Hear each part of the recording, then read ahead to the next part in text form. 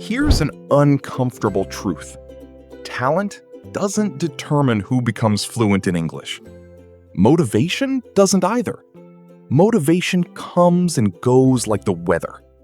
The one thing that actually separates people who get there from people who don't? Discipline. Boring, unglamorous, shows up on Tuesday discipline. And today, we're going to talk about exactly that.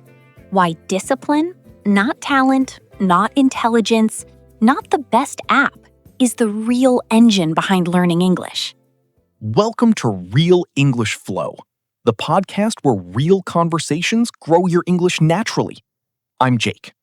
And I'm Lily, your guides through everything real, practical, and genuinely useful in English. Today's conversation is honest, a little challenging, and packed with natural B1 to B2 English. Subscribe if you're new. Let's talk. Let's start with something most people don't want to hear. Motivation is overrated. Controversial opinion from Lily right at the top. I respect it. Think about it. Everyone starts an English course motivated, excited, full of energy. This time, I'll be consistent. 3 weeks later, the excitement is gone, and so is the habit. Because motivation is emotional, and emotions are unreliable narrators. They tell you a great story when things are going well, and then they go completely silent on a rainy Wednesday when you've had a long day, and the last thing you want to do is open a grammar book. And discipline? Discipline doesn't care about the weather. It doesn't care how you feel. It just shows up. It's the difference between a car that runs on mood and a car that runs on a full tank of petrol. Mood runs out fast. Petrol gets you where you're going. Fill the tank with discipline. Leave the mood in the passenger seat. I want to tell you about a period when I was learning a new skill. Not English, something else. And I was completely inconsistent. Some weeks, I practiced every day. Other weeks, not at all. The classic on-off pattern. Exactly. And I was frustrated because I felt like I wasn't improving. Then someone gave me a piece of advice that sounded almost too simple. What was it? Stop trying to have good sessions. Just have sessions. 15 minutes every day. No pressure for it to be productive or inspiring. Just show up for 15 minutes. And you tried it? I tried it, and the first week felt pointless. The sessions were short, often distracted, nothing special. But by week 3, something had shifted. Not my skill level, my relationship with the habit. It had stopped feeling like an obligation and started feeling like routine, like brushing my teeth. Neutral, automatic. And once it became routine, the quality of the sessions improved on its own, without me trying to force it, because the resistance to starting was gone. And starting is where 90% of the battle is. Small, consistent, unpressured. That's the formula. Every single time. Let's build some natural English vocabulary around discipline and consistency.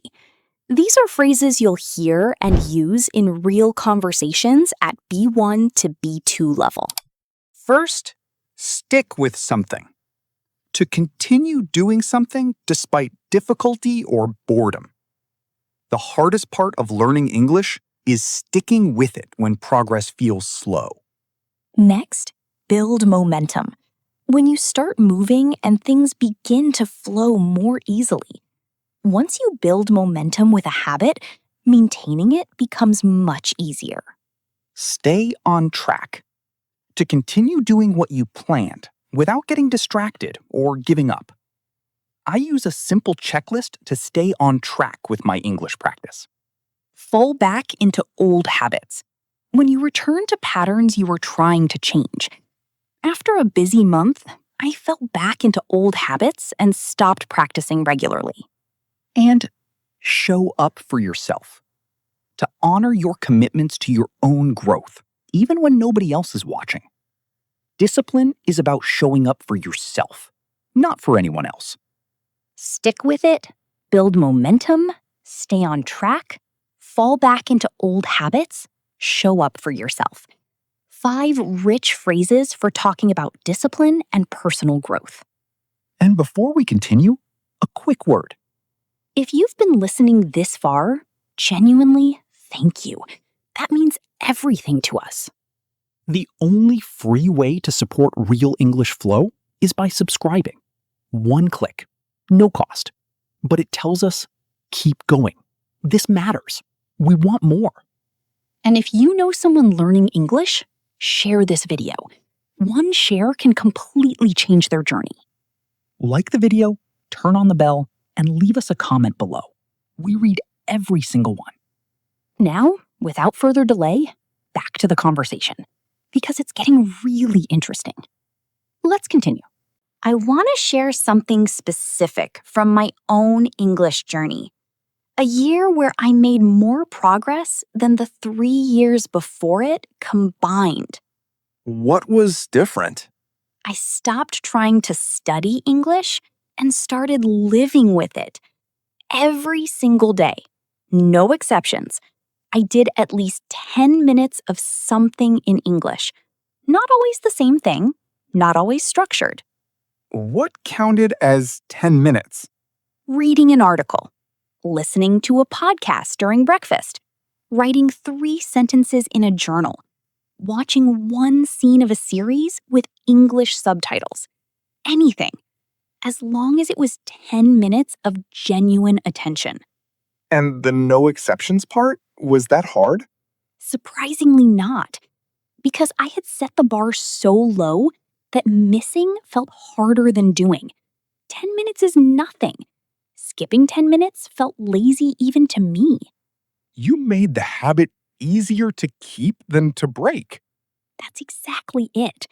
And what I didn't expect, the 10 minutes often turned into 20, 30, sometimes an hour. Because once I was in it, I didn't want to stop. The starting was the only hard part. Always. Remove the resistance to starting, and the rest takes care of itself. I want to give you an image. Something I think is very honest about how language learning actually works. Go ahead. A dripping tap. Not a rushing river, not a waterfall. Just drip, drip, drip.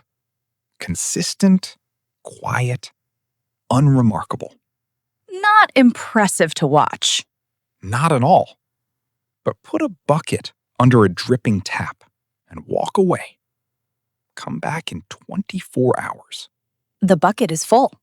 The bucket is full. Nobody saw it happen.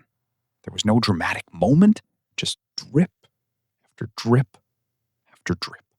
That's language learning under discipline. Each session is a drip. Each vocabulary word. Each conversation. Each episode of a series in English. Not impressive on its own, but add them up over 6 months, a year, 2 years. The bucket is full. Your English is there, quietly built, drop by drop.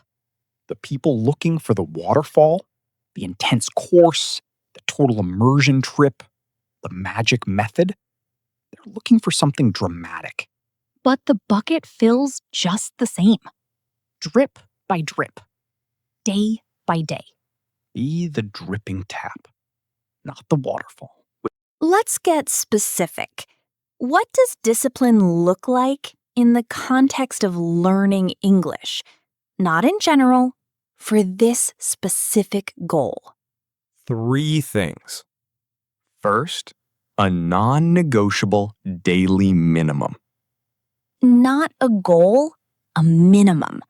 Something so small you'd be embarrassed to skip it. 10 minutes of English content, 5 new words reviewed, 1 paragraph read. The minimum isn't your ceiling, it's your floor. The thing that keeps you in the game even on the worst days. Second, variety within consistency. The same 10 minutes every day will eventually become boring. And boredom is discipline's biggest enemy after laziness. Rotate. Monday, podcast. Tuesday, series. Wednesday, reading. Thursday, speaking practice. Same commitment, different experience. Your brain stays engaged. The habit stays intact. Third, and this is the one most people skip, track something. Not to be obsessive, just a simple record. A calendar with a mark for every day you showed up. Because seeing a streak of marks is surprisingly motivating. You don't want to break it. That small visual is often enough to get you to do your 10 minutes on the days you really don't want to. Daily minimum, variety within consistency, track something. 3 tools, all free, all effective. One of the great things about English at B1 to B2 level is that you can start having real conversations about complex things, like your own learning experience. Let's practice some natural phrases for talking about your English journey. The kind of thing you'd say in a real conversation with a native speaker. I've been at it for about 2 years now. Natural way to say how long you've been learning. It didn't click at first, but I've been at it for about 2 years. I hit a plateau for a while, when progress stops for a period. Around B1 level, I hit a plateau. Nothing seemed to be moving forward. I switched up my approach, changed the way you were doing something. When I hit that plateau, I switched up my approach and started consuming more native content. It's starting to click. When things begin to make sense naturally. The grammar was confusing at first, but it's really starting to click now. And I'm in it for the long game. Committing to something over a long period, not looking for quick results. I'm not trying to be fluent in 3 months. I'm in it for the long game. I've been at it, hit a plateau, switched up my approach. It's starting to click. In it for the long game. 5 phrases that make you sound like someone who genuinely understands their own learning process. Okay, we've been very pro-discipline this whole episode, and we stand by everything we said. But in the spirit of an honest conversation... Discipline alone is not enough. Oh, this is the turn. Discipline without direction is just effort in the wrong place. You can be incredibly consistent at doing the wrong things. Studying grammar rules you'll never use. Memorizing vocabulary lists in isolation. Repeating the same comfortable exercises that stopped challenging you months ago. Disciplined and stuck. So discipline needs a partner. And that partner is honest self-assessment. Regularly asking yourself, is what I'm doing actually moving me forward? Or have I made peace with a comfortable routine that feels productive, but isn't? Comfort in practice can be as dangerous as inconsistency. The goal is disciplined discomfort. Showing up every day and making sure you're being challenged every day. Not suffering, just growing. Because growth only happens at the edge of what you can currently do. discipline gets you to the edge. Courage to stay there is what makes you better. I want to close the main content with one idea. An idea from the world of finance that applies perfectly to language learning. Compound interest. Exactly. In finance, compound interest means your money earns interest, and then that interest earns interest. Small amounts, given time, become enormous. And in English, every word you learn helps you understand the next word faster. Every conversation you have makes the next conversation easier. Every hour of listening makes the next hour more productive. Your English compounds. The more you have, the faster you acquire more. But, and this is crucial, compound interest requires time. You cannot rush it. You cannot cram it. You cannot do 100 hours in 1 week and expect the same result as 1 hour a week for 100 weeks. The consistent learner always beats the intense but irregular one. Always. Because language is built in the brain over time, not downloaded in a session. Show up today and tomorrow and the day after, and trust that the compound effect is working quietly in the background, even on the days when you can't see it. Especially on those days. Let's do a shadowing round. B1 to B2 phrases. Say each one after us. Natural pace, natural tone. I stick with it even when progress is slow. Your turn. I stick with it, even when progress is slow. Discipline is what gets me to the desk.